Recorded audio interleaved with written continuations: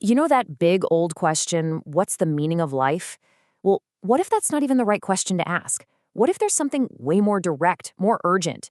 Today, we're going to dive into the world of Albert Camus, a philosopher who stared right into the abyss and came back with an answer that's surprisingly full of hope. And this is it. This is the question Camus thought was the only one that really mattered. It's not some abstract puzzle for a university class, it's a judgment, a gut check that every single one of us has to make. So, for a second, just forget everything else. Is this whole thing, this life, actually worth the effort? I mean, for most of us, most of the time, a question that big doesn't even pop into our heads, right?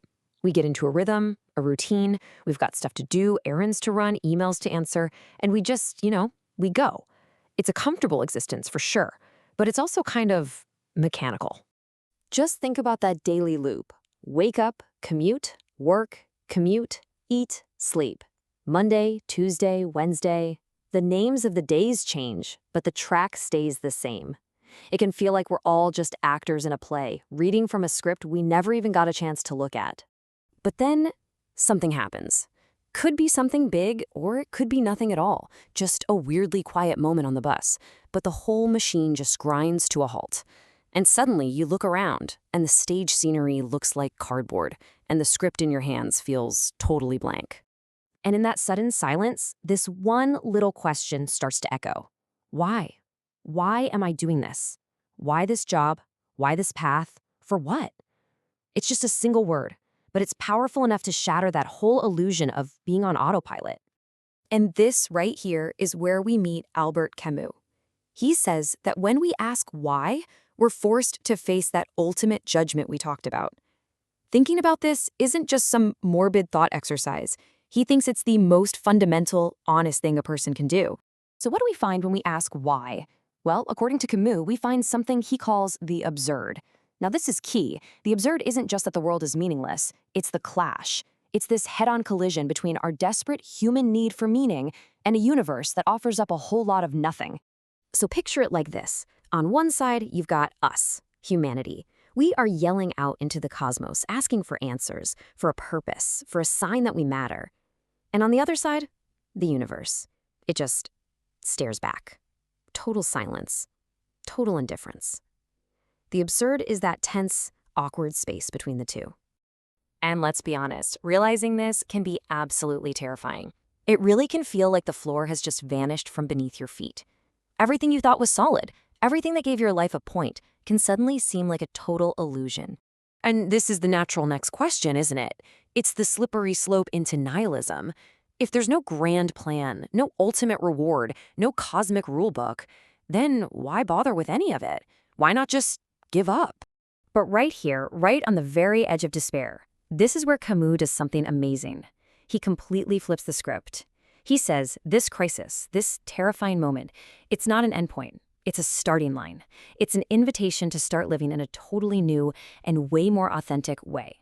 So you can take that expected path and fall into despair. Or you can accept Camus' wild invitation.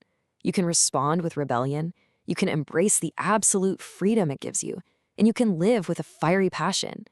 And his most famous metaphor for this is the myth of Sisyphus. You know the guy, he's condemned by the gods to push a giant rock up a hill forever, only to have it roll back down every single time. It's the definition of a pointless task. But Camus tells us to imagine Sisyphus happy. Why? Because in that moment when he turns to walk back down the hill, fully aware of his fate, he's free. He owns his struggle. The meaning isn't getting the rock to the top. The meaning is the struggle. So you see, acknowledging that life is absurd isn't about giving up. It's the exact opposite. It's the moment you finally stop looking over your shoulder for approval or searching for some pre-written script to follow. It's the very first step toward being genuinely free. Okay, so that all sounds pretty profound, but how do we actually do it? How do we live this way day to day?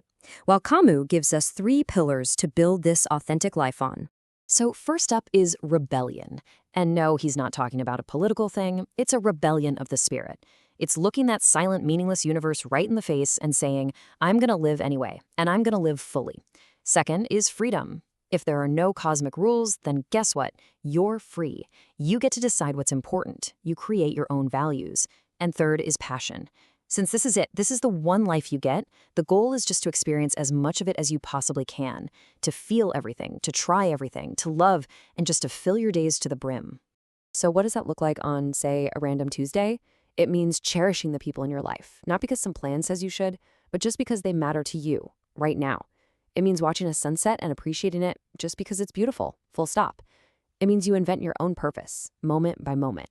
It means living honestly and saying yes to the whole messy, wonderful, contradictory experience of being alive. And that brings us to the real takeaway here. Meaning isn't some treasure you have to find out in the universe. It's something you build yourself every day. The absurd hero, just like Sisyphus with his rock, finds meaning and even joy in the conscious, rebellious, passionate act of living itself. So I'll leave you with a question to chew on. If you really truly accepted that there's no script, no judge watching over you, no final grade at the end, if you were really free from that pressure to find some huge cosmic purpose, what would you do differently tomorrow?